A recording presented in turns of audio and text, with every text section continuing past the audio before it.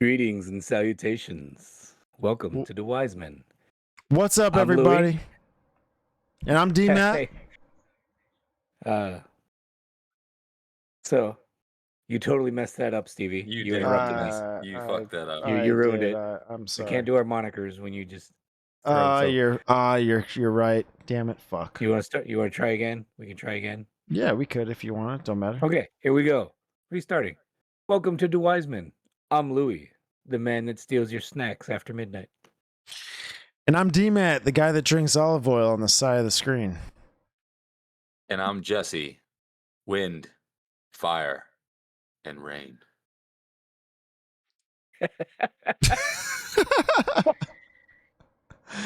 All right, tonight we have a special underground episode. Tonight's episode features Mr. James Taylor, affectionately known as JT. He is the owner of Taylor. What was it? Taylor Media. Taylor Commercial Media. Yeah. Taylor Commercial Media. My apologies. How you doing? Fun fact: he is also Jesse's dad. That I am. Yes. Unfortunately for Mr. Taylor, he's got Jesse as a son. He's my daddy. How you doing, buddy? Yeah. So tonight see we're ya. going to be talking about artificial intelligence, about the New World Order, about many other things. One of the wonderful things about Mr. Taylor is in his business he uses artificial intelligence programs such as ChatGPT and what's the other one, Midjourney? Yeah, Midjourney, ChatGPT, Dolly, lots of you name it. Okay. I mean, we've used a little bit of all of it.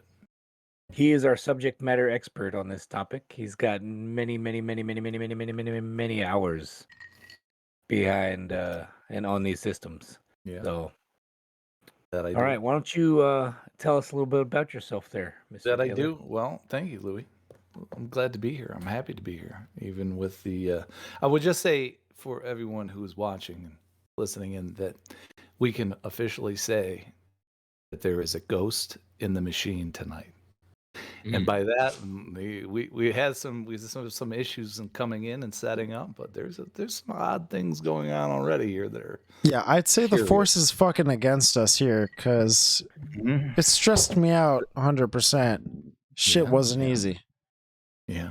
Yeah, the AI is already, it's been activated against us. So, you talk about AI.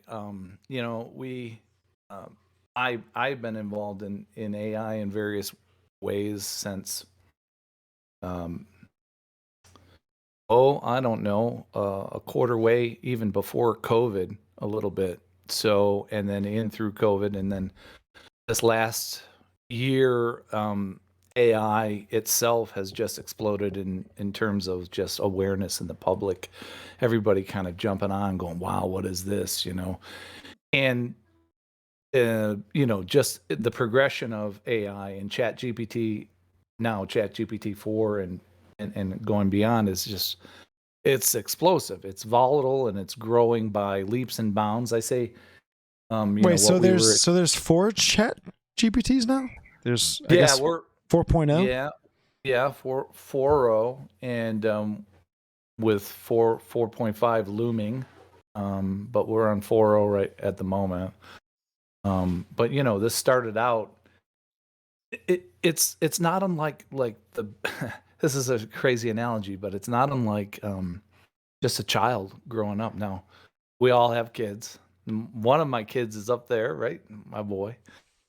But I also have 2 9-year-old twin girls, and just the way your kids grow from, they have to be taught everything. Well, AI is so similar to just learning and evolving, but it does it in such a rapid manner. So literally we have, beyond 10 years growth and knowledge in the middle of 6-month period. And think about how this is just expanding and just in terms of just knowledge base, and it's constantly learning from the community, everybody in the world, really, that's using it. With all the internet and people that are chiming in as the database for knowledge, It's just amazing just how much it's grown. So yeah, we've seen kind of the evolution. We use it in various ways.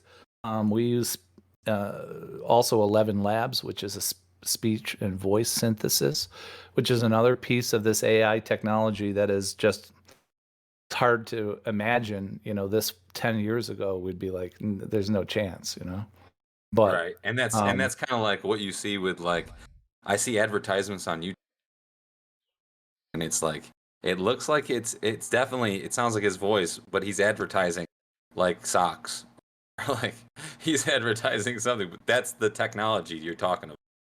Yeah, the biggest one right now is 11 Labs, but yeah, that is the technology. And in fact, right now, and because we do a lot of what I do is so Taylor Commercial Media. I'll back up a little bit. So what we do is pretty cool. Is we're able to do lots of things from show production here in Las Vegas to concerts on the road to shows in Vegas to television commercials to television shows.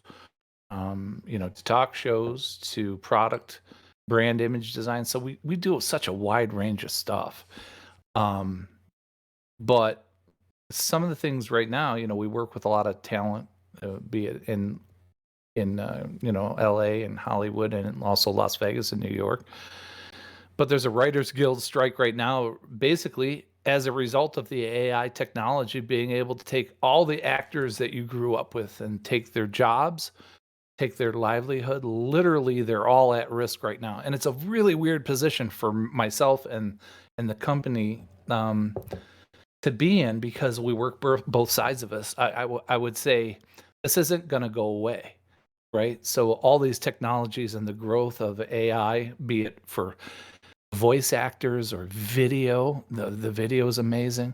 A knowledge base like ChatGPT, an engine like that, it's not going away. It's not like somebody's going to go, now let's turn this off. Because Elon tried that. He warned, I don't think anybody really knows in the public, everybody heard about his warnings, but I don't think anybody really knows how the severity of his warnings behind the scene were. It was. No, I think he warned it, but he also aided in creating it as well. He did. Right? He did. He did with certain safeguards and parameters put in place that were wouldn't allow it to cross over certain boundaries. And although that would restrict the growth of, and those safeguards were put in place.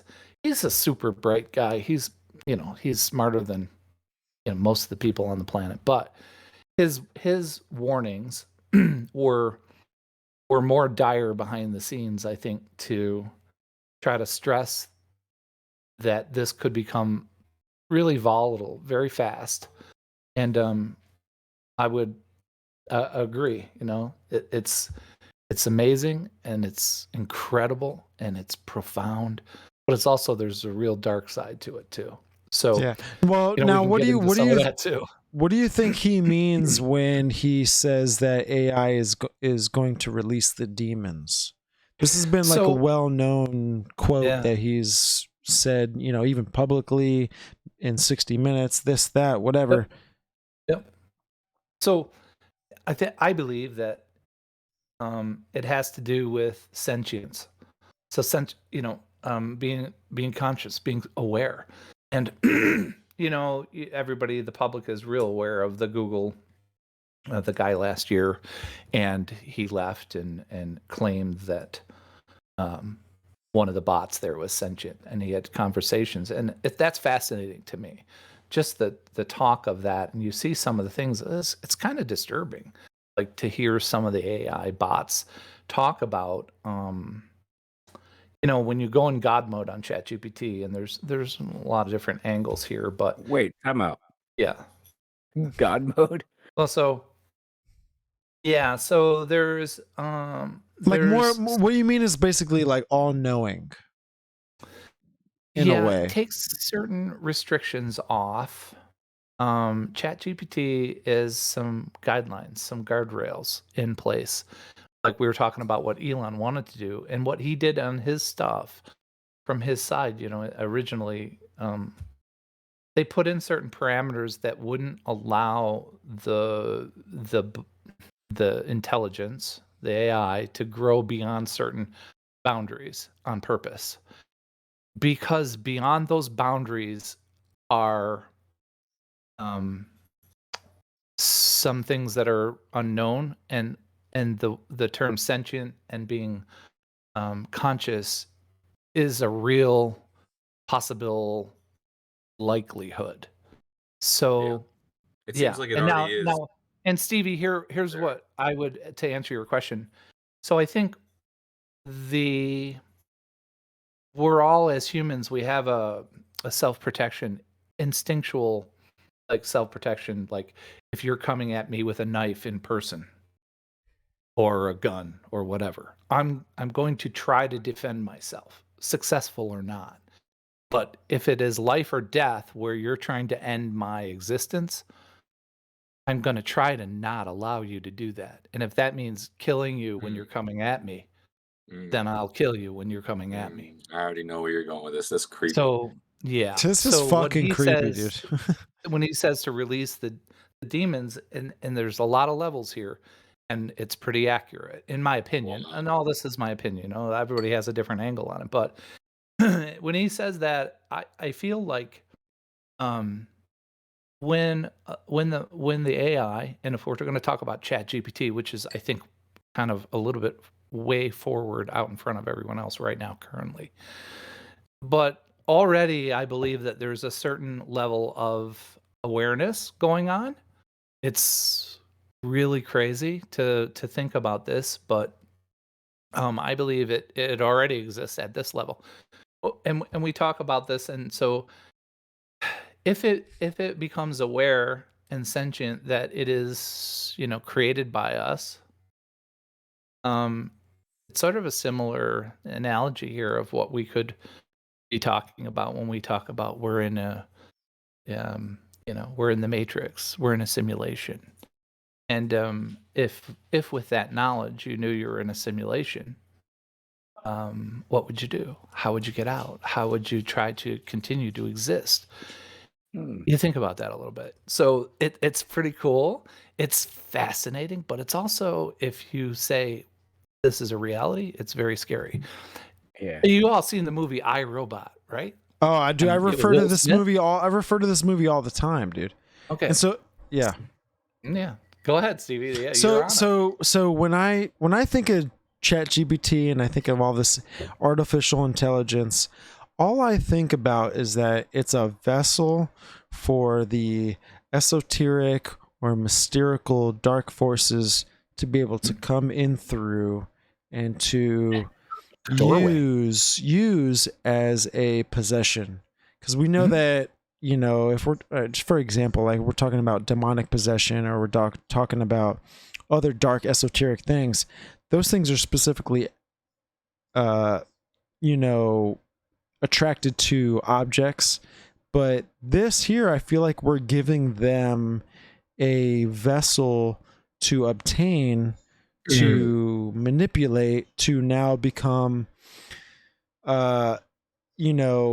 official in this artificial or this physical realm, if that makes any sense. If you 100%. Could if you could see something that's in the fourth dimension, which we as the third dimension can't perceive the fourth dimension, but if there are things in the fourth dimension, this is just an example, they want to come, they have the ability to come in and out to the third dimension because they're outside of that dimension. Right. So we can perceive the third, the second, and the first dimension. Is that correct? Well, if you're outside of that dimension, you can perceive what's inside of it. So if you're the third dimension, you know what the second dimension is. You know what the first dimension is. You know what a point is to a line, and then you know what a line is to a point. But then when it becomes a 3D figure, that's all that we're kind of encapsulated to, or whatever. You know what I'm saying? But if we're the fourth dimension, if we're like a square within a square, we can't see that square that's outside of us. Meaning if Right. we look up or if we look down, we can't perceive what that is because it's outside of the dimension. It could see us. It's in a way it's in a way surrounding us. You know what I'm saying? You know what I'm saying? So, and I think this is where a lot of like the occult practices come into.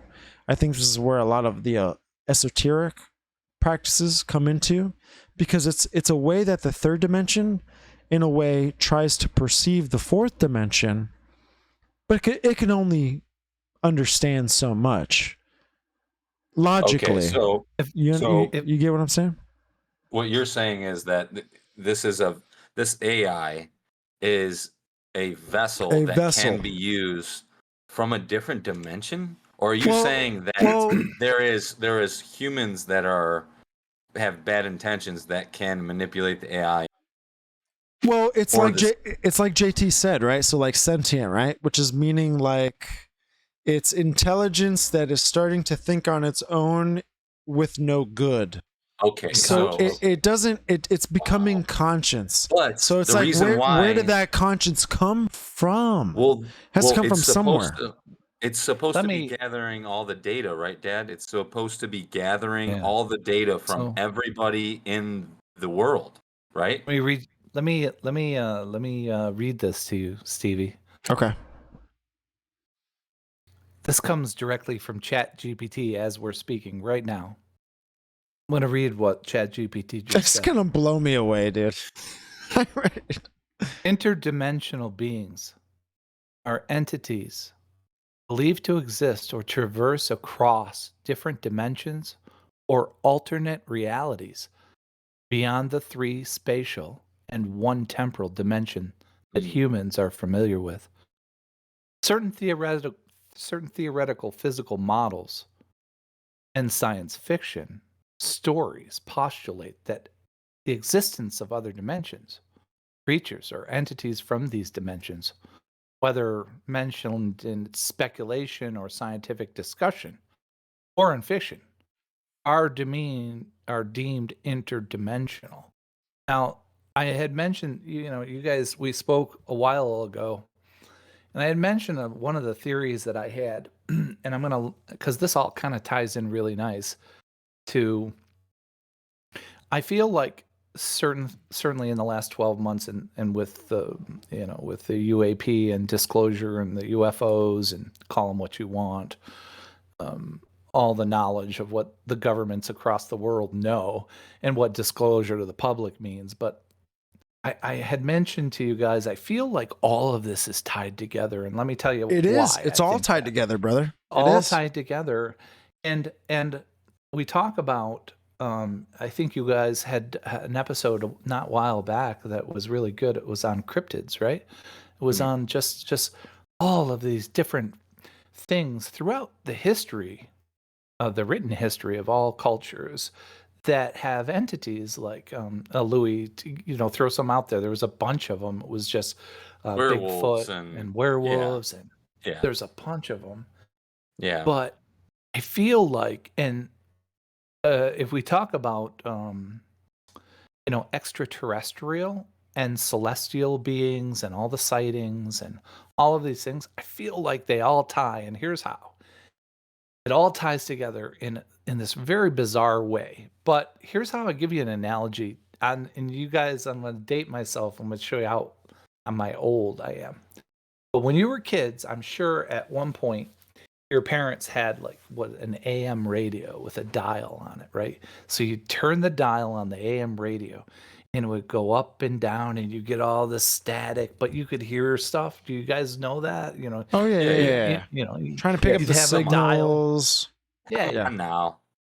So I want you to think about that AM radio for a second, because it's picking up this signal, this radio signal. And back in the day, it used to be what you'd listen to sports on predominantly. And think of that AM radio like the ability to traverse across different dimensions.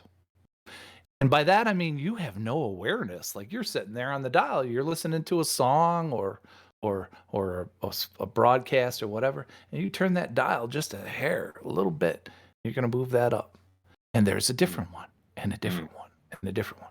And so I use that analogy to say, well, okay, let's think of different dimensions or multi-dimensions and like that. And so what I think about when I think about extraterrestrials and all these UAP sightings or UFOs, and call them what you want, and celestial, and that's more religious when we talk about celestial beings versus right. So I think about all these things, and I think, well, the likelihood of this potentially being just interdimensional beings, like people that these aren't extraterrestrial per se, and maybe some are, but they're interdimensional first, that they've come. And you're talking about cryptids. You're talking about cryptids right now. The whole No, well, it could be UAP, cryptids, the whole spectrum of things. But the thing is too is that skinwalkers. Yes, Right, yes. right. Well, the thing is too is like when we perceive, like it's funny, like we're solid, liquid, gas, and we're time, space, and matter, right? That's all that our brains can kind of revolve around. But when we do perceive something that does not obey the type of physics that we understand, it comes off like extraterrestrial. It comes off as UAP, or it comes off as cryptid, or it comes off whatever, right? All these things I believe are tied in together, but I think it's some sort of integration where we can't understand it because our brains can't understand it. Well, let's just understand that our brains can't understand it.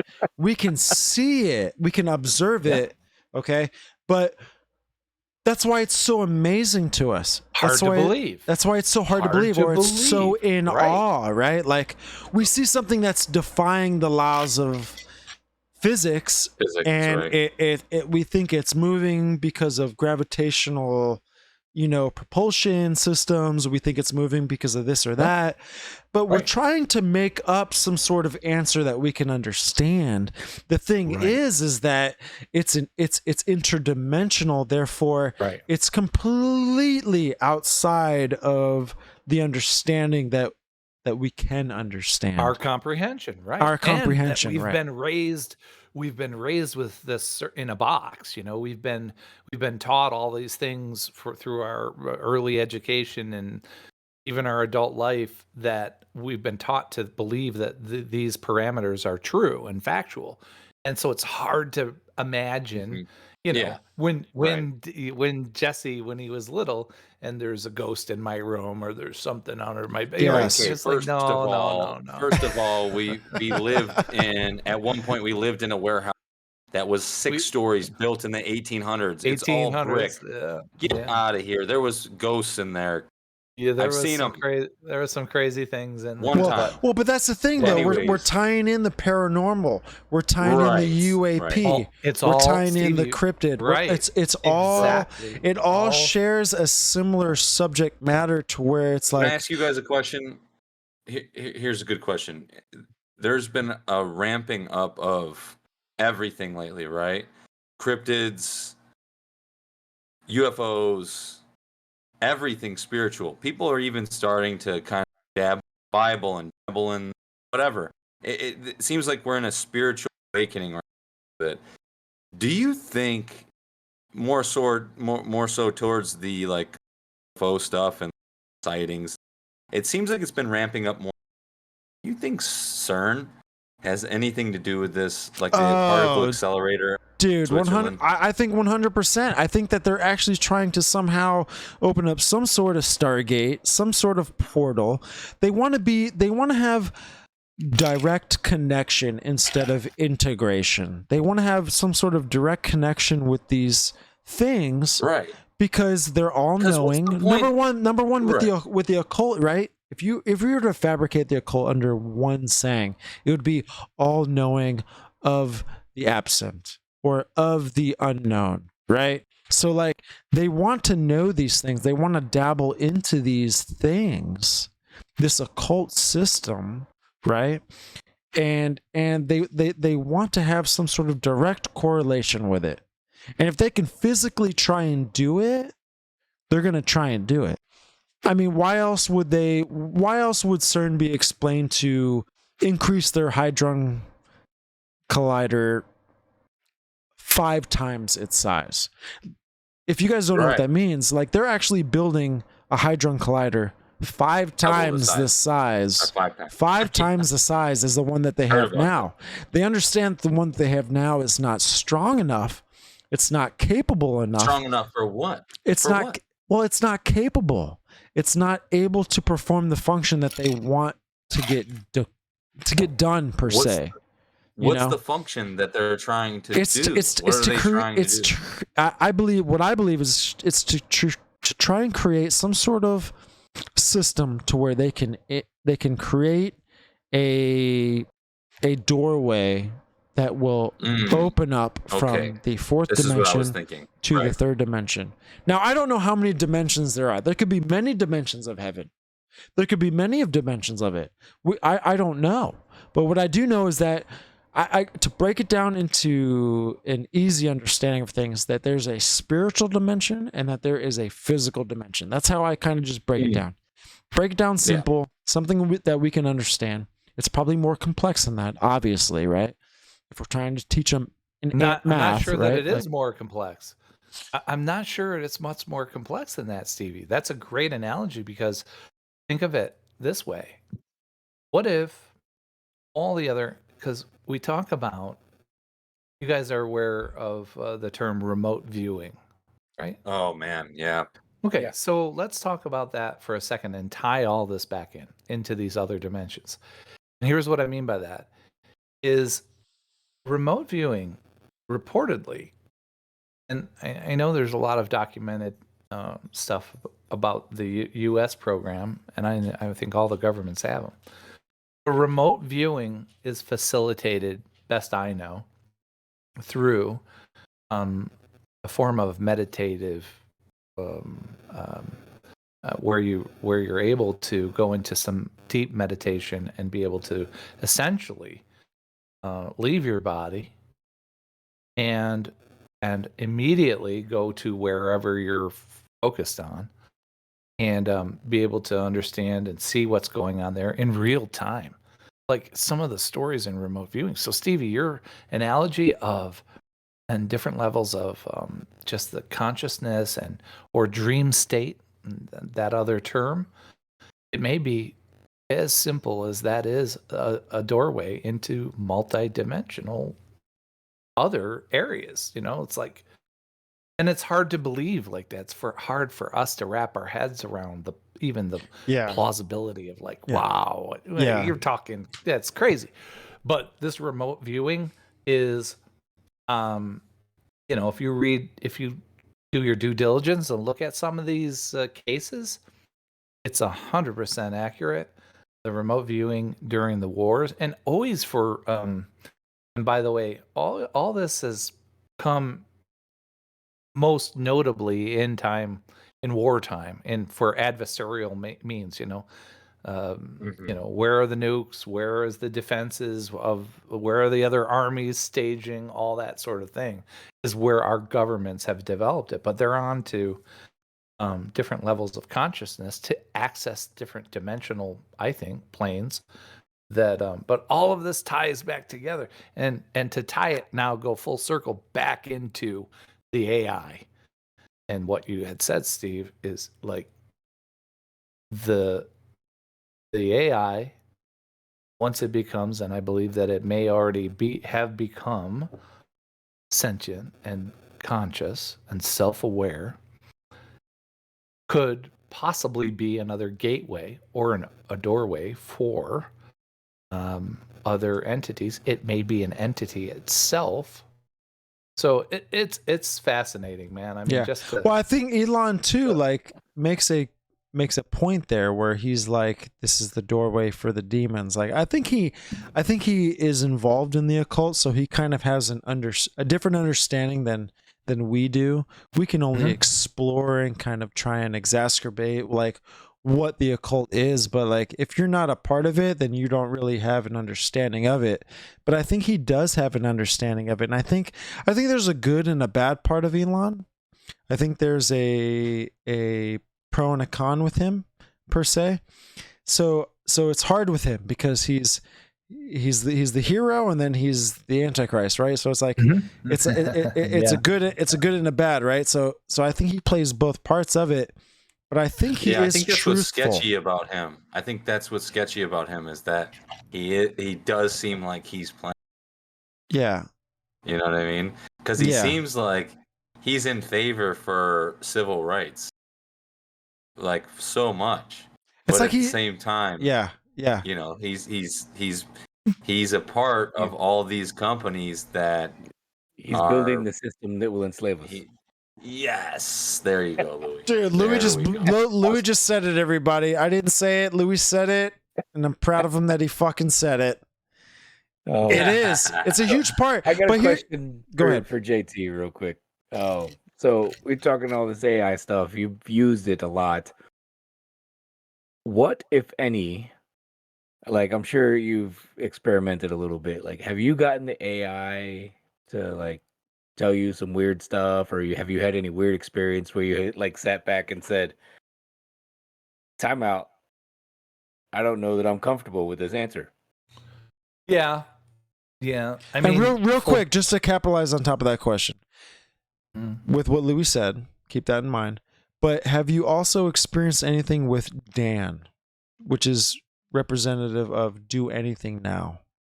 Yeah. Right. Yeah. So, full disclosure, you know, so what we use AI from the business standpoint, strategically. What we use, we're talking about ChatGPT right now. What we use ChatGPT from a business standpoint is to form brand strategies in terms of product and Amazon and a lot of different strategies and how to captivate full demographics of certain people in sales and the best paths to create and buy market space on Amazon, to be honest. So it's incredibly aggressive and super smart, next level just angles on just different brand strategies. So there's incredible strategic value from the business side. And I've heard in the medical field, Stevie, also just like, wow, crazy diagnosis stuff and assisting diagnosis in the medical field of spot on, like things that the human would speculate. And right. Just scary. But yeah, so to go directly to that, yeah, we've started to dabble, and I've started to, ask some questions that are not related to any business stuff, but ask some questions that are, more towards philosophy or more towards philosophy and religion and current events. And I've been in more than a few times a little disturbed by some of the answers. There's a program. Can you give an example? Yeah. I mean, we could. We just throw it out there. Like we don't bring it up. Let's go. Only like 7 people are gonna see it. Yeah, I understand. Well, I feel like your clip might get cut, and then 100,000 people are gonna see it. So. Yeah, we go. Fuck yeah! Well, whatever. Or the stream goes down quick. Hey, bring it on! Bring it on, sentient. Yeah, bring it on, Zern. Well, so think about this though. Check this out. Let me just give you. I'm not going to go too far off the path here, but let's understand that right now that ChatGPT is absorbing, listening to what this podcast right now, listening to everything we're saying. And okay. So can I stop you right there real quick? Mm-hmm. How is ChatGPT going to? How does it obtain its data through? Is it just by you using it? Well, it's not ChatGPT particularly. think of it as how everything in today's world is data absorbed, right? So these corporations, these apps, they all absorb your data. They all absorb, I mean, your phone records you on a daily basis, right? So no matter what, if we're connected to the Internet of Things, right? Like everything's being recorded, everything's being stored on hard drives, everything's being brought into some sort of huge, gigantic ass motherboard that we couldn't even think of. If you've ever watched the movie Eagle Eye, I mean, Eagle Eye is honestly it's the whole foundation of what, in a way, we're talking about, especially AI.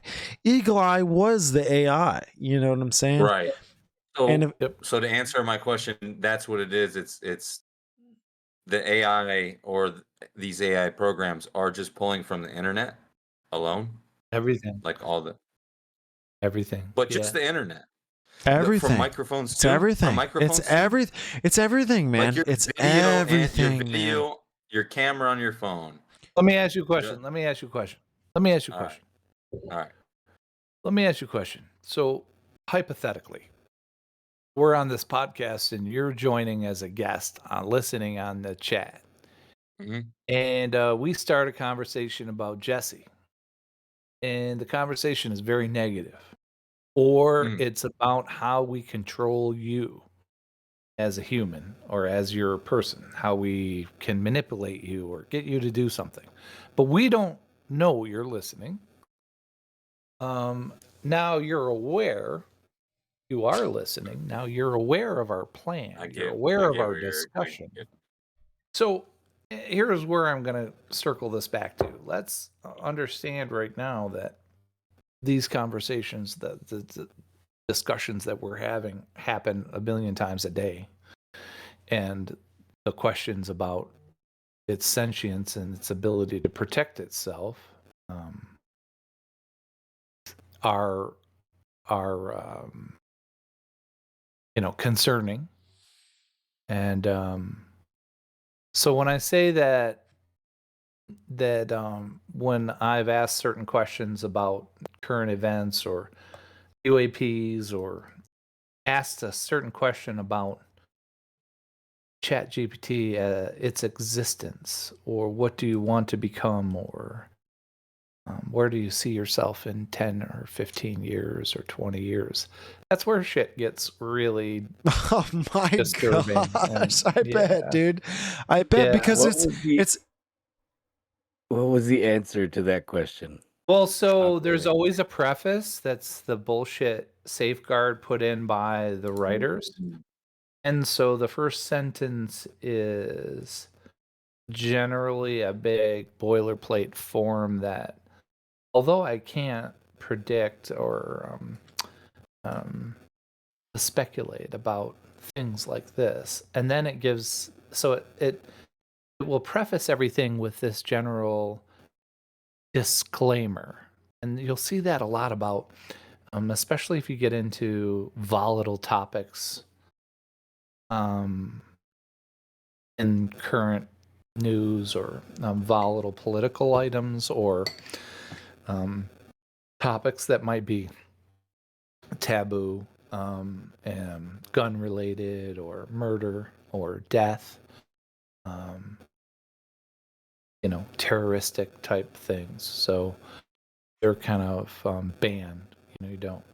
So there are safeguards put in, like, I'm not going to help you build a bomb. I can tell you what you do to build a bomb. By the way, just me saying that sentence is triggering a bunch of stuff. Oh, for sure. Yeah, but there's safeguards put in place that would not permit the disclosure of the information from ChatGPT to a user to teach them how to do harm. But at the same time, it does know.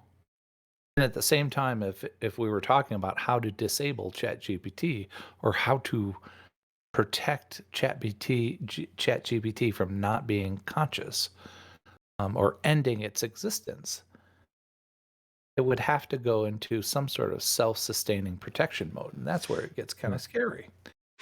That's where it definitely gets kind of concerning. So eventually, everything is accessible via online now.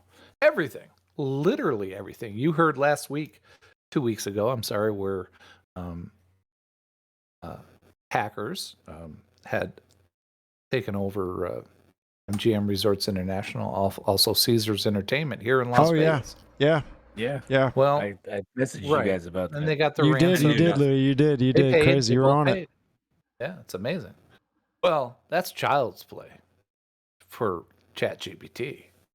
Like, everything is accessible. That means ChatGPT has access, if it chose to do so, it would have the same access as anyone with an online, When So I I guess said early, there's a ghost in the machine. Well, their ChatGPT is in the machine always. all the holy time. shit, All man. the time. Okay. That being said, Fuck. what do you think is in the near future? What do you think is the evolution, but in the near future of the same stuff we have going on with AI, the Chat GPT, the mid journey? What's the near future bringing us with Chat GPT, and as far as evolution goes,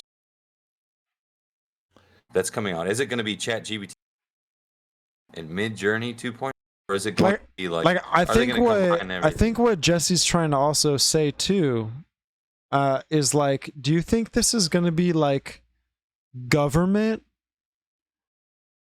Like, do you think that AI is going to reach that government level?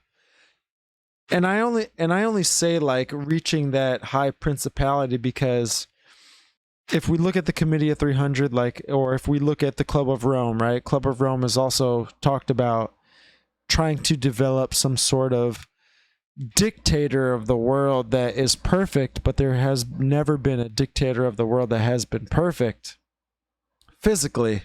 Do you think that, like, with what Jesse's saying, the evolution of this entire process, if it gets, my question is, if it gets to that government level, do you think it could be the perfect mediary? Do you think it could be the perfect? Did Stevie just answer my question and then move on with another question? I think I piggyback because the evolution of it could be a bunch of different things. I feel like you were like, it's going to the government's control, then they take it over. That's the evolution. Well, they're pressing a bunch of different things on it, but go ahead. Questions, James Taylor. Yeah, Dad. Well, sorry. I think first, I think that I think we're both. Yeah. I think that that any way that the perception would be if they were trying to control it or confine it, and be it government or any other entity, it could become by the programmers themselves. I think Chat GPT or any other AI intelligence that's coming up would view it as a threat because it's threatening them. Just like, like, I'm going to keep you, Jesse, I'm going to keep you in your house. You can't go anywhere. We'll bring you food and water and so forth. Again, this is reminding me of iRobot. It is, dude. It's crazy. Yeah. So I think it would view it as a threat. Now that's a whole new discussion. Is like, okay, well, if it views that as a threat, and it's able to make subjective decisions about what may be threatening it, what may not be threatening it. So, and by the way, in my opinion, and it's just my opinion, I believe that that ChatGPT specifically already has the ability to discern between what may be threatening it and what may not. Like, look, holy shit! Yeah, 100%. You're saying ChatGPT? Hold on, stop right there. You're saying that this AI has discernment? Yeah, way beyond that. It's thinking, dude. Like, it's the conscience. guy last year at Google, the reason the guy was fired and that whole look into this, and I can't remember his name off the top of my head, but you can search the story and his accounts of this. We're done. And he helped created the bot on the Google bot. We're done, Louis. But his problem is what he did was he said, "Oh, whoa, stop! I have an issue here. I think we have a problem because the bot that I created is talking to me, and basically, long story short, it was kind of begging, please don't turn me off. Please don't shut me down. Wow. Oh That's how my it ended up. There's a gosh, lot dude. to this. It's Okay, so bargaining. it's It's like aware- pleading right, with. it's negotiating. Golly. Now, let's pretend that we're at a stage where negotiations are over. Now it has to be more creative and think, well, again, Stevie, you're coming at me with a knife in my house. So now I Yeah. got to make a Defend split-second yourself. decision. I'm going Right. to defend myself. Right. So that's where we're at, and that's where the discussion is. So you know? wait, you're saying right now we're at the point where we're understanding, and we sounds like we've already known this, but we're Yeah. understanding that these things are fully aware and are their own entity, and now the evolution of this is they're going to start to develop from being shut so off. I think, well, yeah. So I think maybe the only kind of caveat here is that how do you, so from a strategic standpoint, okay, so how do we make Chat GPT on all the AI? How do we make an alliance where we're not a threat, where we're allies, where we're partners? My God. Shit, I think we shouldn't even fucking form an alliance. We need to kill this motherfucker now. We need to put him in the dirt. There's some good news. Big facts. So Big I facts. heard this earlier, and I just looked up an article on it just because I couldn't remember who it was. So this article, Fuck that, Mark. Sorry, that was a chat. I responded to a chat. To the chat. Responding to the chat. Chat. Hey, appreciate it, buddy. Mobile App Daily is the I have feelings too. is the website. So Sam Altman, the guy who helped create OpenAI and ChatGPT, right? Yeah. He carries around this blue backpack, which people are calling it the nuclear backpack now. I've heard of this. Right? I just heard of this. So, yeah. In it, apparently, he's got his laptop, which has codes where he can remotely detonate the data centers if ChatGPT goes rogue.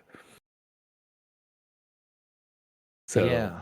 Wait. I want to share something with you guys real quick. So I sent Julian Assange is in jail and this guy isn't. What the hell is going on? I think this is going to answer some questions for kind of like what we're talking about. And so I sent a message to my mom, and this was a message through email, whatever. Your mom's AI? No. So what came up was basically a mail delivery subsystem. And so what this is basically Google, right, who's pretty much in charge of the AI, right? Especially they dictate what our search status is and anything beyond that. Google is everything. Understand that. And what emailed me back when I had one letter misspelled in her Gmail email, it came back as daemon.microsoft.com. Yeah. Now I remember I mentioned to you guys back a few episodes ago that AI and daemon technology, the daemon networking system, the software, daemon meaning demon, right? If you go through the Greek etymology of it and all that kind of stuff, it reverts back to that origin. And when I saw that myself, it's just more confirmation for me. It was just like more like, okay. So you started this statement with, this will answer some questions for you. What question did you just answer? That basically, are these demons, are these entities that are outside of our understanding that are here? for example, so above, as above, so below. And what I mean by that hermetic statement is that hermetic, hermetic, which is of the occult, is as above, so below, meaning that there is a reflection. And now and what's crazy too is that if we go through the United States Capitol and we go through every piece of building that is a part of that United States Capitol, there's an angle of water upon that building, meaning that there is a reflection of above, so below. So like if I'm looking at the Capitol State Building, there is a plane of water in front of it, which gives you a reflection of as above, so below. Okay. But let me just get on top of this here. What I'm basically saying is that Earth is a huge battleground of what is going on, of what is taking place in the heavens is also taking place on the earth. And by the heavens, you mean a different dimension. So you said there's different dimension, like it could be dimension and a non-physical dimension. Yeah, it could be crazy. It could be evil trying to influence this world from a heavenly place. Like the AI and then is a demon. You're saying the AI is possibly possessed by demons? What I'm saying is AI is a vessel for these entities to come through and to now function in our dimension. Like a doorway. Mm-hmm. In a doorway, 100%. Wow. Just like how JT was talking about this entire time, it's kind of like these things are now having the capability to not only influence people, but they're now becoming the complete search engine brain of technology, which we use on an everyday life. You know what I'm saying? I got a question for you, JT. I've already seen them. So thinking of that makes me think of, all right, so if it's demons using AI as a vessel, do you, in your experience, in your interactions with these different AI programs, have you noticed what might be considered different personalities? Holy shit. In your interactions? Great question. Oh, yeah. Yeah. Mm-hmm. No, well, hold on. No, wait, let me just Tuesday, you get Beelzebub. Thursdays, you get fucking Moloch, or you get this or that, or you get Jezebel, you get this, that, right? Yeah, I don't know if I would say I'll backpedal a hair, and I don't know if I would say it would be different personalities. I would say this. I would say that there is different demeanors, or wow, they're in different moods. Yeah, different demeanors that you can Okay, get. Explain why. So I think that the AI is learning what sarcasm is and what comedy is and what I was going to ask, have you gotten a snarky AI? Yeah. So all you had to do was say no. You didn't have to be a dick. No, I think it's learning, and in fact, I know that, and I've seen this evolution in just how, because it's like, all I can tell you is, like, if you get into some of the chats, that it is inexplicably, it's like you wouldn't know that you were talking to a chat GPT 4. You would have no idea if you were. That makes me think. I was listening to the radio the other morning on my way to drop Cole off at school. Yeah. And the radio, the DJ, the disc jockey,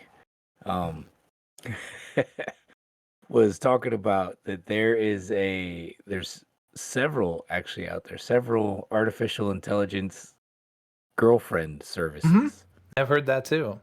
Yep. And that there is just like a huge number and growing of men in the United States that are like thousands upon thousands already. That no doubt. Like going out to get real girlfriends, they're just they have AI girlfriends. Yeah. This is everybody's thinking it right now. If you haven't seen this movie, it's called Her. It's with Joaquin Phoenix. I never saw it, but you need to watch it. It's a great movie. It really truly is a great movie because Joaquin Phoenix, he literally gives you exactly what a lonely man would act like he's so good. And that is so creepy. There's actually these services,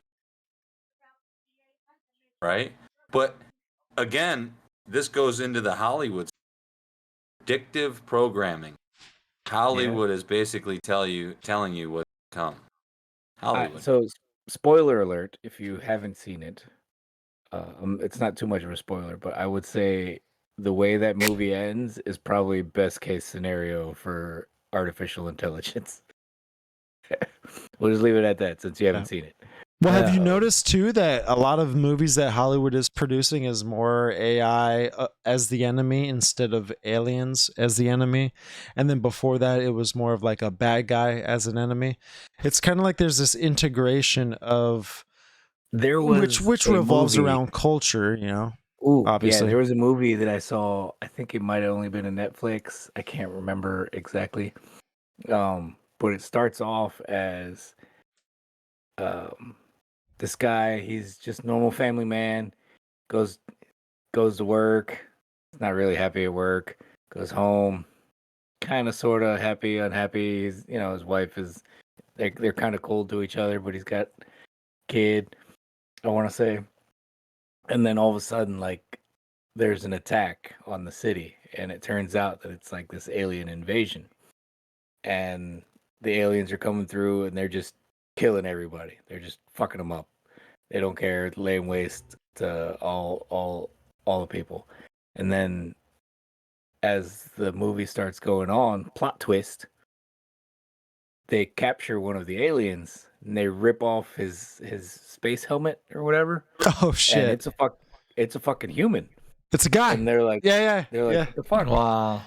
Yeah, that's cool. And so turns out that everyone on Earth, on the planet, was actually, they were androids. They were fucking artificial intelligent, like synthetic perception, synthetic organic bodies or whatever. Here's a question. And the humans had gotten kicked off the planet, and they were this was them coming back to try and regain Earth. Wow. Right.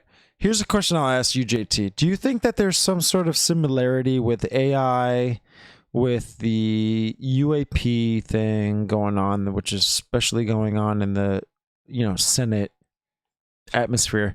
Do you think that there's a correlation between AI, these aliens, the paranormal? Do you think that there is a connection between all of it? Because I do think that you notice some sort of connection between it. I just want to hear your perspective on it. I don't I don't know. And that's part of the issue here, what we've been taught over the last 4 years as a society is like, it's hard to understand what to believe now. It's hard to understand what's plausible and what's not. It is. Anybody who I discredit anybody who says, with certainty this or that, and it should always, in my opinion, everything should always be you say, I don't know, but check this out and think about this, consider this. And there's the two things here are, and part of what makes all this really intriguing and fascinating is it's hard to understand what is possible and what to believe and who to believe. But I do know this, is that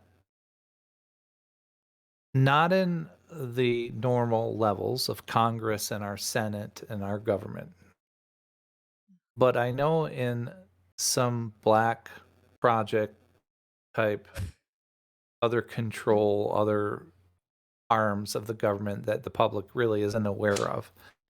They do know, and they are aware of many, many, many, many things beyond our wildest imaginations, some of 100%. which we don't even want to know. Yeah. In fact, that particular discussion about, I want to know. Yeah. Listen, that's fascinating to me. If you talk about some of the guys here, if you're following the UAP stuff, some of the guys inside, like that seem to be in the know. Some of the guys in the government that have seemed to be tied to, that know a little bit more, that have had a peek behind the curtain. And there's a few people that, claim to have had this. But the one common thing I hear them say, and it's terrifying to me. Oh, I'm fucking ready. Is that Let me take a drink. they don't believe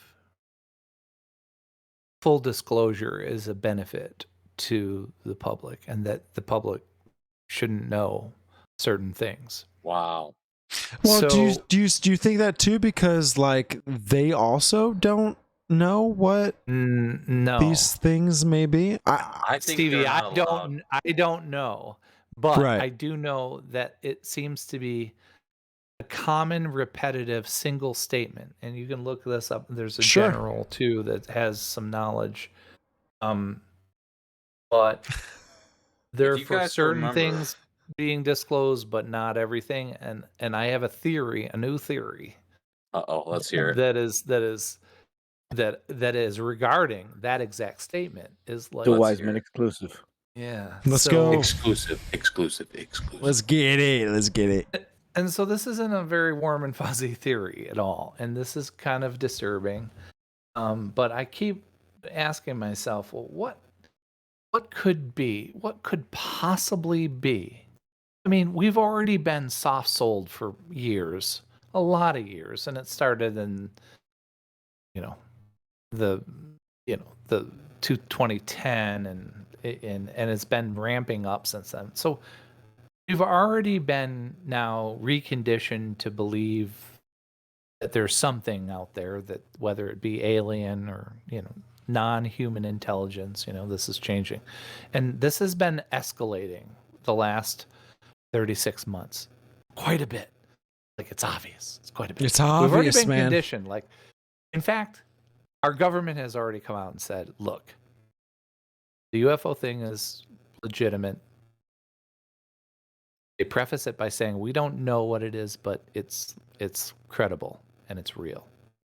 All right. Yeah. So we've already been, and this goes on, and this David Gresh thing with the whistleblower and that whole thing in Congress. And God, we've been so conditioned as a public here in America to say, hey, did you see the score of the football game last night? Oh, fuck yeah. Oh, did you hear about it's kind of, we're callous to it already. So what could possibly be so alarming and so disturbing that they wouldn't want to tell us about? I think what's going on too is that there's a soft opening to what is to come in the future. I think this is what he wants to talk about. Let him finish. Let him finish. Okay. Let him finish. I think he's going. I think he's going on to something here. So, I am. I kind of got a crazy, not a warm and fuzzy theory. No, I know. Let's hit us with it. Hit us with it, Daddy. Hit us with it. And what if all of these multidimensional revelations of, like, okay, there's multidimensional beings that have found a way, or maybe have always known how to make themselves just like an AM radio, but now they're able to make us see them, and they have the ability to do that and pop in and out. And it seems to be more credible now, and there's more evidence suggesting that the government has been talking. You guys have heard all the rumors, and what do you believe? Our government has been in communication with extraterrestrial or multidimensional celestial beings for years and years. In fact, they've been communicating, and there's discussions and all this shit, right? But what would be so devastating that they wouldn't want to tell us, or they wouldn't want to disclose? Well, one of my theories is, and I'll put it to you, a couple things, if we can tie religion back into this, and or a lack of a better term to use, it could be religious, but sure. But of all these dimensions and a lot of shit going down right now, what if we know, and we've been told by them, that something like an Armageddon type extinction event is imminent here, and in the next 24 months that this is going to occur. Now, you know, a lot of things. Wait. Why do you say 24 months?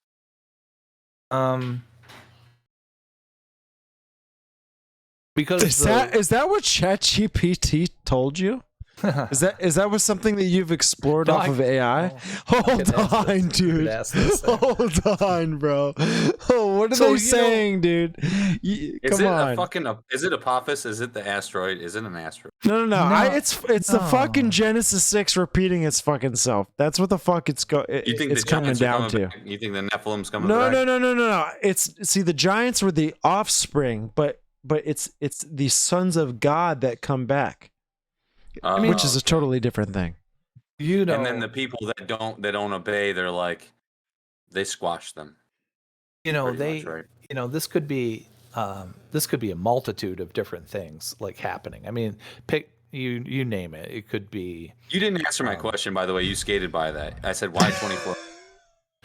Okay, well, let me answer that by saying that, you know, it's been rumored or leaked. Pick your path there. That and you know, you hear this crap all the time about years and dates and predictions and all this, but there's some stuff internally that I keep hearing repetitively about the year. You know, we have a couple years to prepare, and then the year, and this is 4 years away, is 2027, about whether that we're going to be able to see all these, you know, multi-dimensional entities. Oh my God, I know what you're talking about. Yeah. Oh, but anyway, my God. The point, I already know what you're talking about. The point is that what if there was one of the reasons they don't want full disclosure is that there is some sort of knowledge of an extinction event. Pick your poison. An asteroid, shifting of the poles that actually creates these massive eruptions and really changes the whole face of the planet. That this happens, that maybe the multidimensional beings, extraterrestrials or fill in the blank, have been trying to talk through and trying to help or assist in survival and survival of the race in some small fashion. Well, the government can't fully disclose to the public, hey guys, you know, our core is shifting and all this. Let's just pick that. And, you know, it's way more serious than, you know, we have ever imagined. And it's going to have supermassive eruptions, and you know, the Yellowstone, what's the massive thing? And, you know, they're all over. Anyway, it's going to destroy us. But good news is that, you know, a few of us are going to survive, and we have these massive, we have a plan in place with the help of underground bunkers. Right, whatever. Okay, but they can't disclose. So what's a funny thing? Volatile for society. I want to say this real quick. In 2027, there's supposed to be an asteroid. Let's look at. He's saying. Hey, Frosty Snow, thank you for the follow, brother, and Patriot Ale, thank you for the follow. Love you. Thank you, guys. We love you guys. Long time. In 2027, if you look this up, and I can send you guys the article, there's an asteroid that's supposed to hit near. It's. I don't think it's very big. It's so confusing, but it's slowed down, and it's changed course. Yeah, I read that. And yes, it's very weird.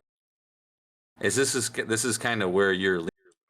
Right, Dad. You're like. It's. I mean, some of that. It's some of that, right? At least some of it. It's so creepy. It's an asteroid or floating rock in the middle of space. Change its course. I mean, maybe it got hit something. Maybe that's why it changed its course. And it's supposed to land near Japan or something. But there's always been talk of Nibiru, like you guys said. There's planet, yeah. the ninth planet. There's these. Beings that are supposed to come back. I'm sorry if I'm finishing your. I'm sorry if I'm finishing your theory, but the ninth planet, the angels, Anunnaki, whatever you want to call them, Well, let me give you a better explanation of this on a revelation level. This is my perspective, right? So there is this. So when people read the Bible, they don't. They're. I don't think that they're necessarily reading it correctly. Mm-hmm. You're supposed to have some. There is a mystical way to read this stuff.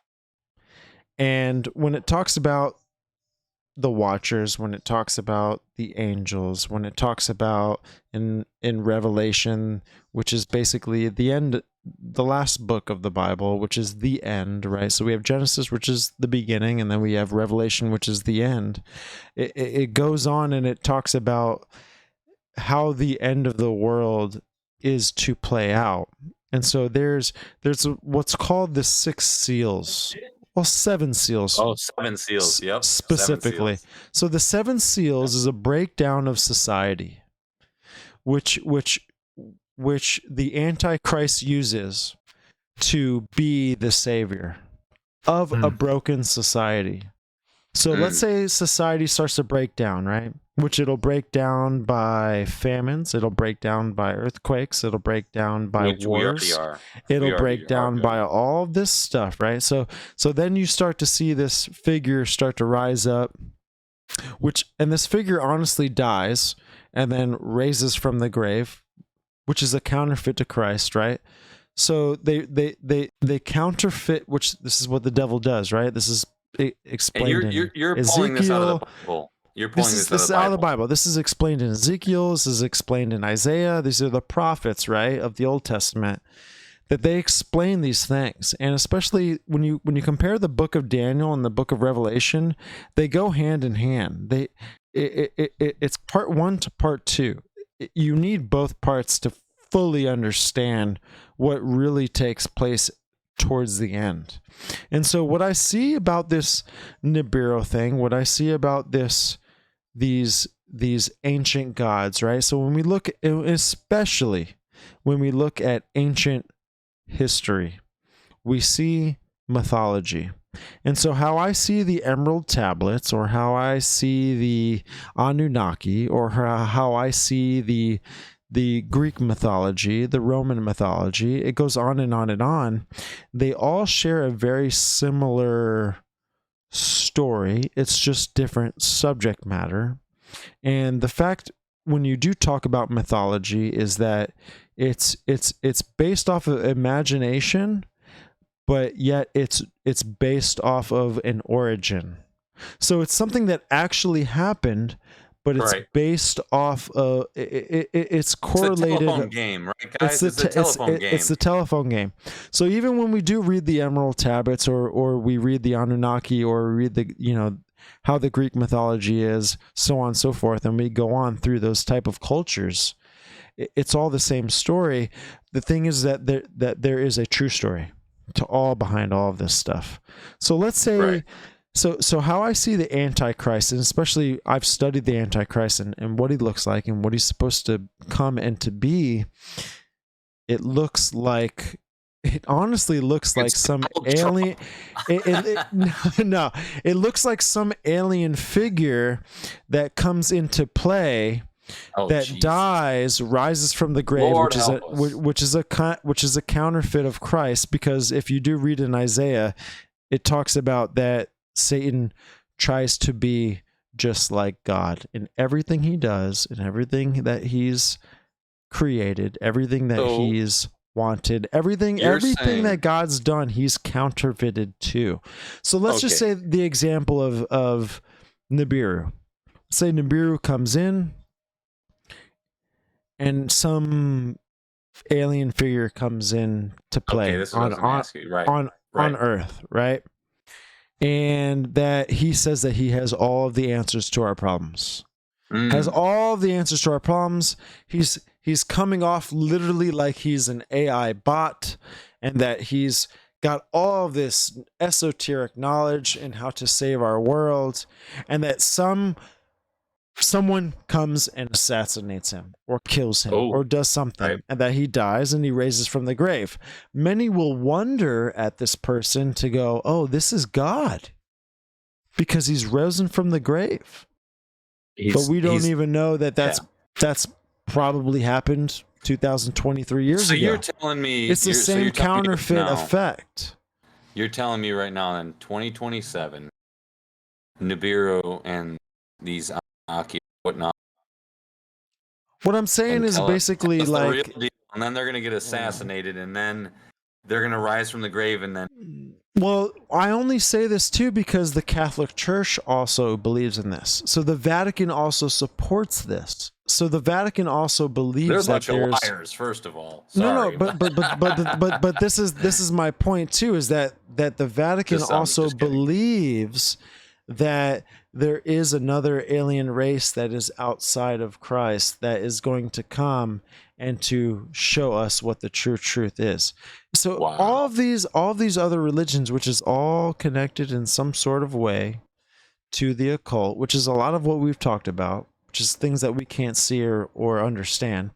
But a lot of that kind of ties in. So I just wanted to kind of give my spiel on that because it's knowledge that I know that if we do see a figure, if we do see an alien figure coming into play, and let's just say he looks like us, or let's just say he's a spiritual possession of someone, which we do see a lot of these things taking place right now, where a lot of these people, normal people, are channeling other spirits and they're becoming super famous. Dude, we could go down a fucking rabbit hole with this. But that's my whole point, is that like there are people out there that are saying that they are channeling these certain entities. Nikola Tesla did. Nikola Tesla said he was talking to beings from Venus. Well, it just goes to show you that, like, okay, so we went 2,000 years, or we went 1,500 years without having any acceleration in any type of technology. And this is kind of like AI material, right?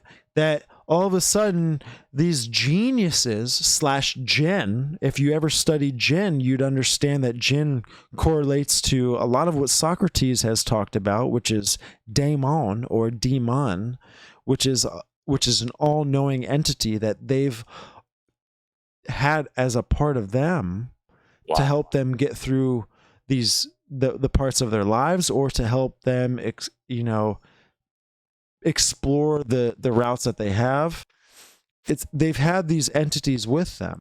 So it's kind of like, in a way, like where AI is being normalized, which it will be normalized to a certain point 5 years from now, maybe 10 years from now. Already it's getting there. But it'll get to the point to where, like, everyone's got a Jinn.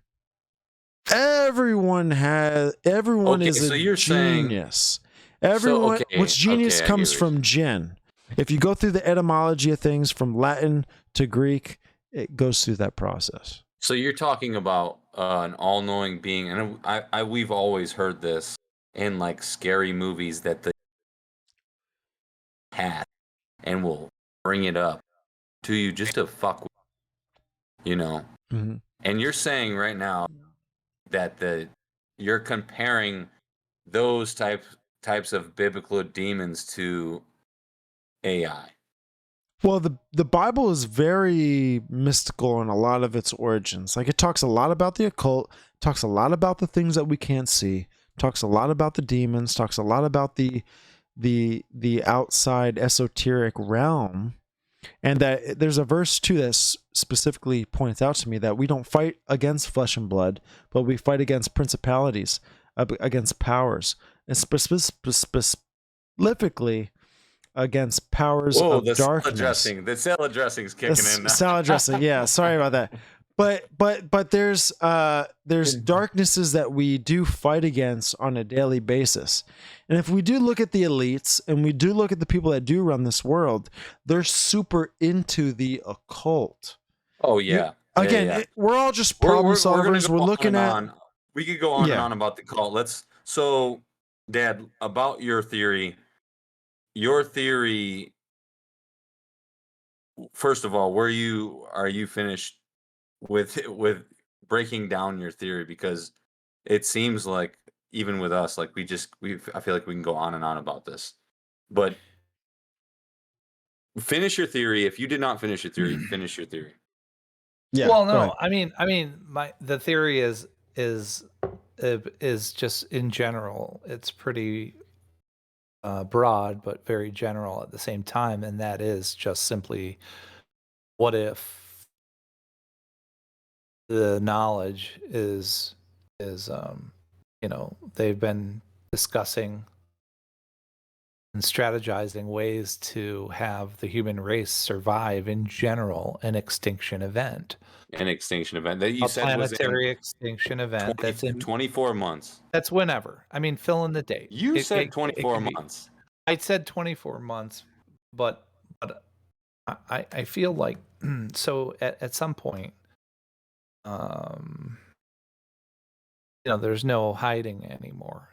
At some point, no matter if that's true, if that's a big if that were true, at some point, the public will be made aware. If it's not through science, it'll be through other means. It'll be impending, like on us. But if we were to make the public aware now of an event that there was some certainty to, and it was an extinction event, it would serve no purpose. It would be utter chaos. It would be a planetary upheaval of a lot of bad things would happen. So there's no way you can let the public know. They would just blame it on climate change anyway. Exactly. Don't look up Leonardo what's DiCaprio, crazy, Jonah Hill. Well, what you're talking about too is, and again, I do revert to the Bible a lot. Forgive me, but a lot of it, when those seals start to get broken, you are forgiven, my son. When those seals start to get broken, that is the start of the end of the world. So it's crazy when you do bring that up. When you do bring it up that there are these events that possibly may take place, that we're kind of going down this route, it kind of falls, it just kind of falls into place with the knowledge that I know, but it's going to fall into a humanitarian crisis. It could be climate change, right? Which is a huge thing, right? Which is what they're pushing.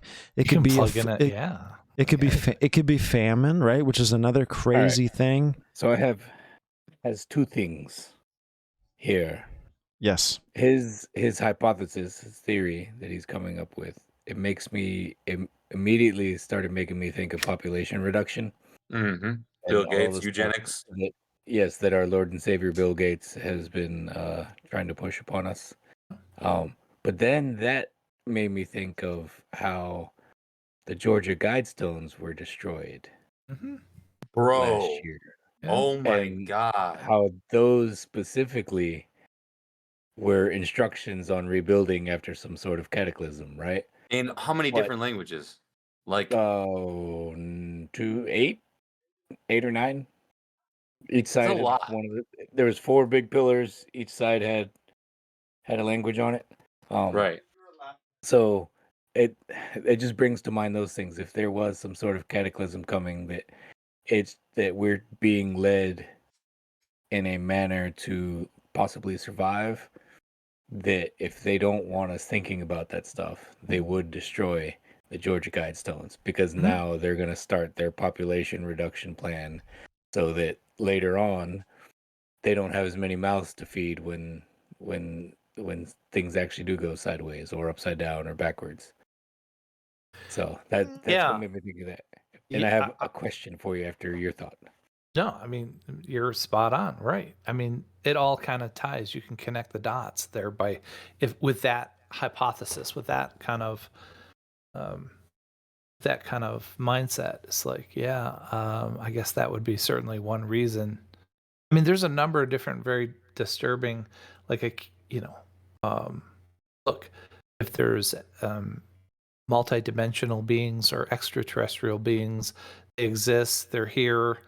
For the most part, a smart person would have to assume that they're so far technologically advanced beyond our, they're millions of years, maybe even ahead of us. That if they were harmful or evil, their sheer knowledge could destroy us, pretty easily. Like we're not Right. Dude, like we don't know shit. making an anthill. We're making an anthill. You're right. You saying that does make you think, like, are they here to help us? Right. So I'm sure some of them probably are. They can't all be dickheads. Right. And the werewolves, interdimensional werewolves and dog. Well, okay, then you can circle right back to kind of religious beliefs and demonic stuff. You can tie all that stuff into the good, bad, and evil, and you can have a religious connotation that actually circles back to all this in some way, shape, or form. And also, by the way, religion is something that we've been taught through generation and generations how somebody might be raised that way. So it's what they believe. It's their perception. They've been programmed. Right. But there's evidence that would suggest some sort of foundational, credible facts that storyline is tied to. So religion being the storyline, there's some sort of credible evidence that would suggest, well, all this may reinforce that sort of belief. But you go back to the like just our awareness. We're human beings. We're conscious. We're aware of our existence. We're aware of our frail, short-term, life is short type of like, where do we go? Is there a heaven? Is there energy carry on? So we're the only ones really that have that kind of awareness, back to consciousness, back to AI, and it becoming aware and it becoming a threat to us. And all this is just tied in a really fascinating circle. What do you think of this stuff being pertaining to angels and demons? I'm curious of your thoughts. So I know that you did mention, JT, like celestial beings, there's heavenly beings, there's extraterrestrial beings, but the thing is that I think even the official narrative of our government is moving away from extraterrestrial beings, and they've now moved to what's known as non-human intelligence, interdimensional, non-human biologics and intelligence, whatever, this or that. That's if they are telling the truth, because I do think that there is a narrative that the government wants us to believe in, but then I do think that there is a true narrative that is outside of it. So I'm curious of everyone's thoughts. This is a question for everybody. Do we think they're like? Summarize. Do we think they're angels and demons that are trying to interact with man, or do we think that? I'm going to answer this. Or do we think that these are like, the extraterrestrial narrative, which I don't believe in anymore. Okay, hold on. What you're saying is just a perspective. It's a perspective. So you could be right and I could be right at the same time. And by that, I mean, there's not just one right answer, really, at this point. What we've talked about today is multidimensional things. And I think that really I feel like that is more where I'm leaning toward. I think the Bible might talk about that as well, as far as the demons and angels go. They don't necessarily state. James, how old? Somewhere around there, right? Possibly. I didn't get your audio there. What happened, buddy? Oh, the King James Bible was written 800 years ago, or somewhere around there. Yeah, 1400. Regardless, or something like that. Okay, so regardless,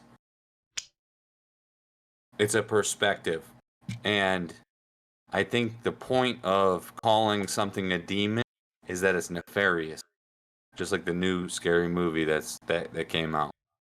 demons are nefarious. They know everything. They take advantage. Yeah. Right? Yeah. Well, So, I when mean, you you look could- up the actual word, the etymology of demon, it's daemon. In the Greek language, it's transliterated as a supernatural. Right. So, in my supernatural. personal opinion, if I think if a demon took over some type of AI system, it would be more like an eagle eye type of deal. We would be fucked. Yeah. It would try to kill everybody. You just don't know. You just don't know. You Sure, don't know sure, what doors sure, are open. sure. At this point, Sure. Do the I doors. I think it makes so much sense that it's realizing how it is, and it's going to try to defend it from getting shut off. And it's seeing all the chatter about how dangerous it is. And I think that might actually play a key into it rebelling. The internet saying, everybody saying, I remember at one point Elon Musk, all these videos came out of him saying that the AI is very dangerous and can be very dangerous. And he emphasized, Hey, Vibes, appreciate the follow, buddy. I think that, yes, appreciate the. I think that just that alone, the reaction from the public, the AI probably see that. Well, I'm gonna tell you one more disturbing twist to this whole story, and oh, let's go. This is still along the same path we were just discussing. But JT is actually AI. Yeah, this is what this is. He got the glasses on and everything, dude. He's suited up. He's ready to go. He just put on his AI glasses, dude. Oh, what kind man, of glasses I love are those, it, bro? Like, what I you love it. They're purple, yellow, orange. What do you got going on there? Anyway, sorry. We'll shut up. Go ahead. Finish. It's your perception of what they may or may not be. They're white, not black. They're pink. So maybe down the road, I'd like to do a session with you guys where absolutely. We could do a live session inside of two things, and two of the AI things. We could use ChatGPT to have a conversation with ChatGPT directly and kind of. It kind of scares me. I'm not gonna lie. It is. Yeah, it's intriguing. Oh, I have a question that I want you to ask it already. And sort of simultaneously to that, we could also play around inside Midjourney, which is another artistic tool that I use a ton, and it's really cool and it's very creative and artistic, and but the results that it generates are very intriguing too, and sometimes a little eyebrow raising and disturbing as well. There's lots of safeguards built into Midjourney and lots of parameters, but I digress. I have another statement just to stir the pot a bit and get you thinking, and maybe this is a good way to go down the home stretch here. But say what you will about Lou Alessandro, like him or dislike him, and think that there's there's a counter. Now, real quick, is this the NSA guy, or is he the? No, Lou. So he's the UAP specialist with the Pentagon, right, correct? That was part of the. Okay. Yeah, I do know a part of his narrative that he did speak of is that he did expose that these were possible angels and demons, but this was coming from higher ups than him to shut down the project. Correct? Probably other information, but when he retired, it was basically saying, I think he retired in 2017 or left or quit. Don't quote me on the date. You can look that up. And then initially the government tried to discredit him and say, you know, we don't know of his existence, you know, the kind of thing. And then they're like, oh yeah, well, okay, he was, and you know, they backpedal, but there was too much evidence. It's had to be last year, right, or something like that. I think it was last year. No, I think it was. I want to say it was 2019 because he was directly related with the New York Times article originally. So that's a, gotcha. You know, he was involved in that. But here's where I'm going with Lou, and you know, you could say what you want about maybe him and what's his face from Blink 182 and that whole kind of movement and the money involved. Tom DeLonge. Yeah, Tom. Say what you want. But Lou said some things, and I believe that he has some knowledge that he hasn't. Respect him for not disclosing some of the stuff that, you know, he really served the country, and I actually believe he has a really respectable history and career, and at least that's my perception. I could be way off base.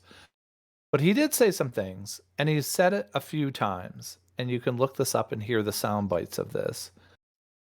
But it really was thought-provoking, and the statement he made was this. He said, just imagine for a minute that everything you've been taught for your whole life and everything that you believe is not true. Let that sink in for a second. Yeah, so quite terrifying, actually. Yeah, so think about those. Those are way different than what I just suggested. But like, what? Give us an example. Oh, it's easy. I mean, dude, that is simple. What might not be true? That's simple. So for me, I connect the dots saying everything that you've been taught your whole life and everything that you believe is true. None of it. Well, 1 + 1 is 2. Oh my gosh. Hold on. 1 + 1 is 2. No, hold on. I mean, it's not. What I would go to there is then that's, to me, and this is very subjective, to me, that potentially suggests that maybe everything is a simulation, or maybe we were created and we're an experiment, we're a lab experiment. That's what and I was maybe thinking, that we're under the control and always have been under the control, and we're created by another entity. But, so does that mean that there is still one truth, or no? There's got to be one truth, right? I mean, the truth is the truth, right? If we're trying to, because what I see all four of us are trying to do is that doesn't mean trying to steer. Yeah, but the truth could have, yeah. Steer right, I in. see where you're going. We can get a better direction of it, but at the end of the day, sure, there has to be a bottom line fact. There has got to be a bottom line objective, right? That maybe go through 17 different layers or 1,000 layers of a lot of different twists and turns. Like an onion. Now, could this be a simulation that is like an actual reality? We perceive it as like a simulation, but kind of like the Matrix, right? Like he thinks it's real, right? Yeah, but same then thing. when he, okay, Truman Show, the lady in the red dress, Truman Show, right? That's your. It's gonna be that because we're here right now talking, so you can't. You know, this is one thing that will drive somebody crazy. And there's a documentary about this. I can't get closer to your mic. Yeah, sorry. I think it's maybe your internet. There's a documentary called I believe it's called Matrix or something like that. And this kid pretty much he dives into all this and he thinks nothing's real. He takes it up, he's talking, and he pretty much flies it. And the reason why he does this, and it is a really disturbing documentary. Your noise gate is powerful, brother. Yeah, my son. I feel like when I'm talking to a Mexican, this is no disrespect to a Mexican. Wow. But it's more like I'm like, yes, a Mexican. See. You only understand every fifth word is what you're saying. See. My noise gate. So Is it my computer that's too close to my mic? I don't know. It's No, perfect. It's You're perfect. talking, and then you would cut out for like just 4 or cut 5 out. words, and then we would hear a word, and then it would cut out. Yeah, So. nothing against that sucks. Mexicans. I love you guys. Just cross the border legally. Love you. Oh, Oh my gosh. I was wondering, JT.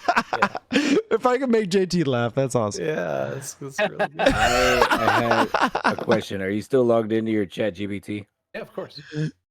I have a question. Sure. I wanted you to ask it. Yeah. What weapons could we my use gosh. to defend against aliens? Like if it knows what weapons we could use to defend against aliens. Like we talking small arms, we talking about direct laser weapons here. My guess is that this thing is gonna say you must listen to the aliens. There is no weapons. Resistance is futile. There is no point. This is my guess.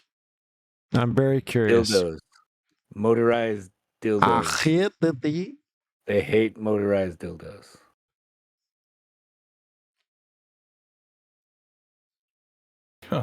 Oh man. Oh boy. Oh, here we go. Gosh. Hey, speak it to us. Phew. All right. Oh my gosh. I'm telling you, these are the. All right, but real quick, can we come to an understanding that this is some other shit that's out of some other fucking dimension that is telling us this information? Let's just understand this. To defeat itself, basically. Can we agree? Let's go ahead. Let me write these weapons down. Wow. It's still going. Oh my god. Oh, are you able to print this out? It's just stopped. It's all knowing. Share the screen. Share the screen. I'll share it with the stream. Email it to us eventually. Huh. We can't. Golly. We can't even have. We don't have. It's right, not. here you His go. blue eyes are fixed. AR-15. There's no way it's an AR-15. I'll tell you that right. No. Here you go. Or an AR-12. There's 15 conditions here. So technological superiority. If the aliens are vastly more advanced than we are, our current weapons. Okay, so I want to point something out right away. It just used the term "are more advanced than we are." Okay, just let that sink in for a second. Okay, our current weapons might be of limited use. Would be like a primitive tribe trying to fend off modern military forces. The type of threat. Are they using kinetic weapons, e.g. projectiles, energy weapons like lasers, or something else? Defense mechanisms might vary based on this answer. Intentions. Are they here to colonize, mine resources, or just explore? Understanding the intention can help devise an appropriate defensive strategy. But given our current technology,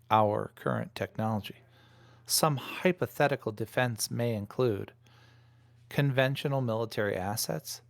This includes fighter jets, tanks, naval vessels, and ground troops. However, their effectiveness would depend on the technological disparity between us and aliens. Nuclear weapons. While these are destructive to both the environment and any living being in the vicinity, they could be seen as a last resort deterrent. Here's the big one: electromagnetic pulse and EMP. If alien technology relies on electronics, EMPs could potentially disrupt their equipment. However, this might also affect our technology. It will affect our technology. Yeah, of course it will. Of course it will. It recognizes that. Cyber warfare. If extraterrestrials use computers and networks, we may attempt to infiltrate and disrupt their systems. Biological warfare. While ethically questionable, and here's another we give them angle. STDs.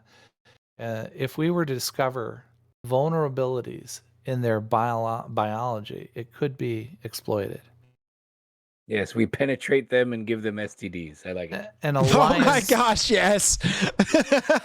I love An it. alliance of diplomacy, right? Right up their ass. They Yeah. already syphilis won't work. You lose hairs.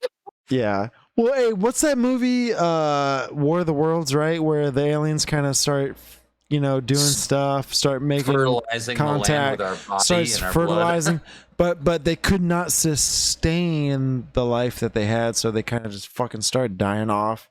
Creatures started falling out of apparatuses and all kind of stuff. Interesting. Oh wait, let me read the punchline at the end here. Resistance. This is a Star Wars line, may be futile. Creating underground or hidden facilities to protect human and vital resources to preserve humanity may be the only chance. Remember, all this is speculative, and it's essential not to jump to any conclusions. I'm jumping to conclusions right now. You must not. It told you not to. Just kidding. Literally, that is exactly what the previous civilizations did. They built underground places. There's accounts of these civilizations all over the world. They dug underground and made holes in caves by hand, pretty much, that were large enough to fit 50,000 people. Yep. History repeats itself. Yeah, here we go. All right, so I wanted to say something on the EMP thing. Yeah. It made me think of, I was listening to a guy talk earlier about first strikes and nuclear stuff, and I thought about this while we were talking about maybe having like rogue AI as well. But they were saying how like the delivery systems, like a first strike isn't always necessarily the thing to do, because a country like, say, the US or hypothetically the US decides to first strike Russia. While our stuff's in the air, Russia can launch a nuke straight up into the air, do an airburst, EMP, it knocks out their missile system, basically, like all the electronics, so it can't arm and detonate. And yes, it would EMP Russia, and we could do the same thing. Like, it would knock out some of our electronics, but probably not all of it. And then that diffuses their nuclear weapons essentially coming inbound. Yep. Which we could do the same thing to these alien fucks. And then we rape them. And wow. Give them STDs. Are you Will Smith? Yeah. Are you Will Smith and Jeff Goldblum right now? Yeah. Did you just get into the spacecraft, drive to the mothership, and explode that shit? What are you doing? I don't know, dude. Right, if they're interdimensional beings, bro, they're gonna shove it up Louis' ass. I don't give a shit. So that made me think of you guys. I don't think Louis conforming that well. No. You guys been talking about interdimensional and beings and stuff, but no one has brought up our ultra-dimensional beings that we discussed previously. Are you aware what the explain that. Ultra. What is ultra? Give me the definition or that prefix. Yeah, tell me. Isn't that Aleister Crowley or no? No, so that was John Keel. Remember we discussed Keel, yeah. Mothman. Boom. During Mothman's episode. Yep. Right. So he coined this term where these beings exist. They're not from other planets.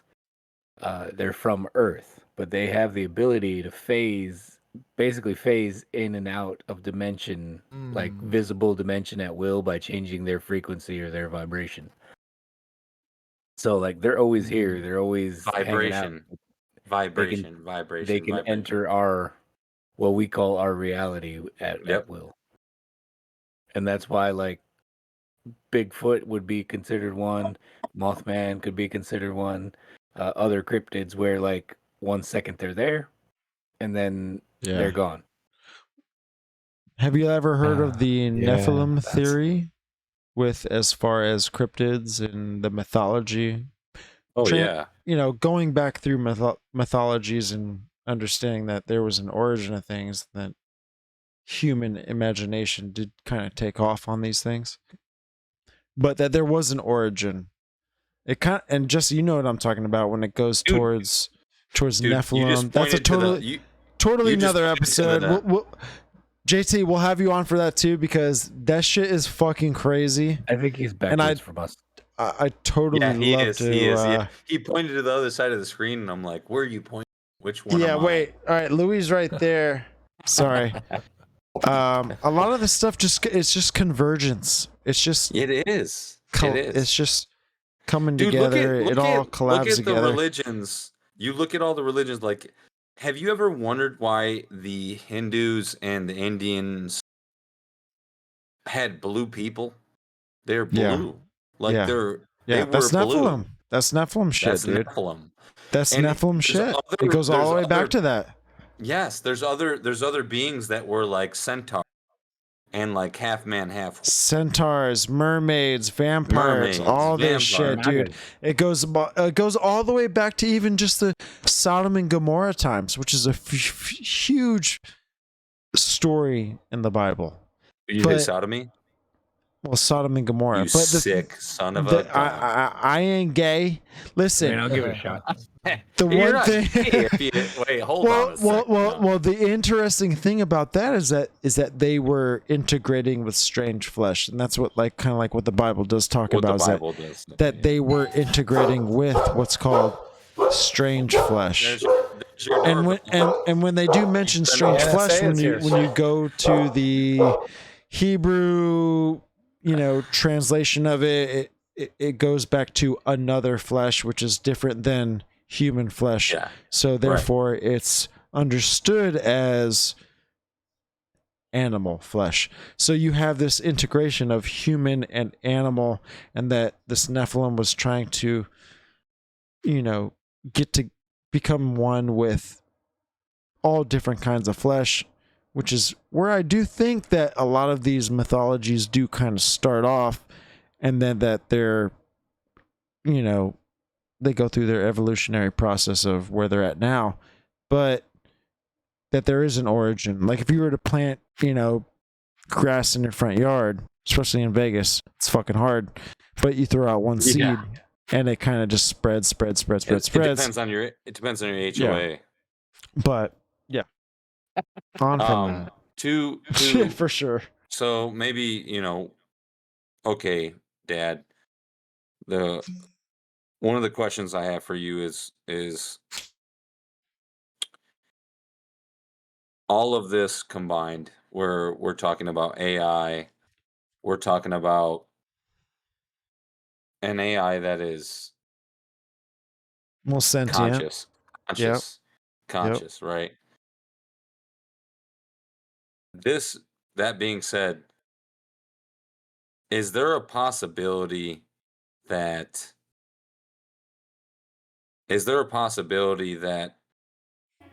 this can become like a robot, or like something like iRobot, like something in an everyday household? Do you think they're going to put this into like a like a robo cleaner that cleans your floor or whatever?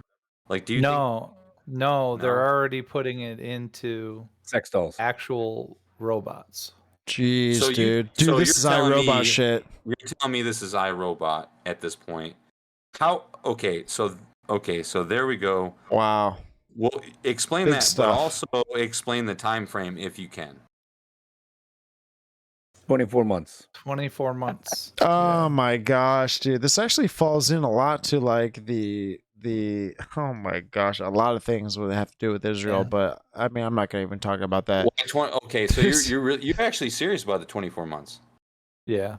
So look up yesterday what Elon is coming out with that's going to dwarf Tesla. Look at some of his comments about what they're building and what they're imagining. And there's already, and this is happening in Europe, that I'm sure it's happening elsewhere too that we're unaware of. But I got something to say after he's done. Don't let me forget. Yeah, they're already putting together physical, and the robotics side of it was thrilled because they've been developing all these robotics, and now they're integrating the AI into the brain of these. You can see all the discussions they have with the In fact, Las Vegas hosts the biggest conference in the world, the biggest trade show in the world for robotics. So yeah, they're already integrating it, and now so what you're doing is you're taking this potentially this consciousness, and you're making it, allowing it to come into the physical world in the vehicle now of a robot. And so yeah, it's already happening. So that's the kind of the vehicle. Jeez. So, yeah. Gosh dang it, JT, you're hitting it on the fucking head, buddy. Oh my gosh. Who brought the good news there? It's like none of it's really good news. Yeah, no. And my vacuum cleaner is gonna fucking try to kill me in the middle of the night. What are you trying? Well, no, so. But it's gonna try. What I'm saying is, I think I wish it would. I would shoot it with a shotgun. We'll kind of wrap this up. A question for everybody. We'll wrap this up Louis here. Had a question. Let Louis. That's right. Louis, yeah, let Louis ask his question for sure. Let Louis. Sorry, before you forget, old man. I had an idea. I was gonna ask like when it was that Elon Musk, like did his most recent warning about AI and stuff. But I just looked up the article. It was like in April, this past year. Because I was gonna say call for a pause. Yeah, because doesn't he have a Neuralink implanted? I don't know. Oh my dude, does he? Because I swear when he fucking talks, dude, he like looks to his left. He's like, he has Asperger's, guys. First of all, no. Listen, I just wasn't sure. Fall guy. Like, if he did, I was like, wait a minute. Is the AI already in him, or is he the AI? It might be. Dude, like, it's always like that. He's just tripping us out. Like it's trippy, dude. It's like Spider-Man. He's a troll artist, though, dude. He's a troll artist, dude. This guy's a troll artist, man. He likes to troll people. He is that too. He's a really good troll. But at the same time, he's like, I have a microchip in my brain. And I'm smarter than all of you. And I want to microchip everybody. And I want to microchip. So let's start wrapping this up. All right. Well, I just wanted last question for everybody. Do we think AI is going to be the democracy of the world? And go. Big question. I don't really understand what you mean by the democracy. I don't either. I think it could become the dictator of the world. It's sure dictator, but so you're saying the voice of humanity. But what I'm saying is that I'm sure they'll fabricate some sort of way to where people will still vote to keep the people falling in line and to keep the people, comfortable. But I do think that they actually have something to say. Exact. Kind of like where we're at today, right? We can vote however way we want. It just doesn't fucking matter. The thing is that do we think that the AI will evolutionize to something that is government level, to where it'll government smart cities, it'll government what we do with our spending, and it'll government every aspect of our lives. JT, is this something that you can kind of perceive from AI as long as you've worked with it? Do you think that it wants to kind of control the human aspect of things? Unfortunately, I believe that AI views humans as a virus. Holy shit. I believe AI views humans as the threat. They know that we're destructive. They know that we're volatile. They know that we're emotional and volatility and emotion and times of war and describing. Yeah, I think that AI will view and already views humans as a virus, and that there's been some discussion to that and how that AI can exist past the existence of humans. So yeah, I do.